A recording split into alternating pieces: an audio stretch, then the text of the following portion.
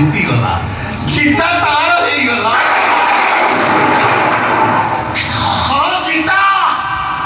ସେ ଗୀତା ନାଁଟା ଆମ ଭିତରେ ଭିଲିଏନ୍ ହେଇଗଲା ରେ ଭାଇ ଗୀତା ପାଇଁ ମହାଭାରତ ସେଦିନର ମହାଭାରତ ଅର୍ଜୁନ ଆଉ ଦୁର୍ଯ୍ୟୋଧନଙ୍କ ଭିତରେ ଆଉ ଆଜିର ମହାଭାରତ କୃଷ୍ଣ ଆଉ ଅର୍ଜୁନଙ୍କ ଭିତରେ ଦେବୀତୋଷ ମିଶ୍ର ଆଶୁତୋଷ ଆଶୁତୋଷ ମହାପାତ୍ର ଆଜିର କୋଟିପତି ମୋ ପିଲାଦିନର ସାଙ୍ଗ ଷୋହଳଟା ଗୀତା ପାଇଁ ଶତ୍ରୁ ହେଇଗଲା ଦିନେ ଆସୁ ମୁଁ ଗୀତା ଗୋଟେ କାରରେ ଦାରିଙ୍ଗବାଡ଼ି ବୁଲିବାକୁ ଯାଉଥିଲୁ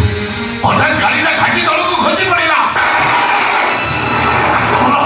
ଭାଗ୍ୟ ଭଲ ଆମେ ବଞ୍ଚିଗଲୁ ପ୍ରଥମେ ମୁଁ ଭଲ ହେଲି ତାପରେ ଗୀତା 2 ମାସ ପରେ ଆସୁ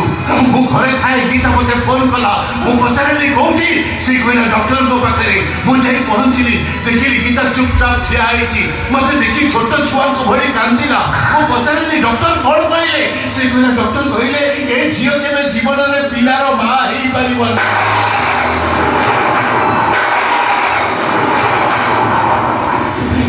अरे भाई किस पिला को भाई बोले गीता ସେତେବେଳକୁ ଗୀତା ସହିତ ମୋ ସାଙ୍ଗର ବାହାଘର ଡେଟ୍ଟା ଫାଇନାଲ ସରିଥାଏ ସେତିକିବେଳେ ଗୀତା କହିଲା ମୁଁ ବାହା ହେବିନି କାହିଁକି ବାହା ହବନି ହଁ କ'ଣ ପାଇଁ ବାହା ହବନି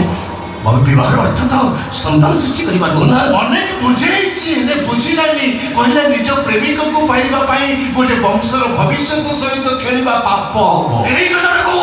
ସେଦିନ ତା ପ୍ରେମିକ କହିଦେଲି କାହିଁକି ରାଣ ପକେଇଦେଲା ମୋ ସାଙ୍ଗର ରାଣ ଜଗନ୍ନାଥଙ୍କ ରାଣ ପକେଇଥିଲେ କହିଦେଇଥାନ୍ତି ହେଲେ ମୋ ସାଙ୍ଗର ରାଣ ପକେଇଦେଲା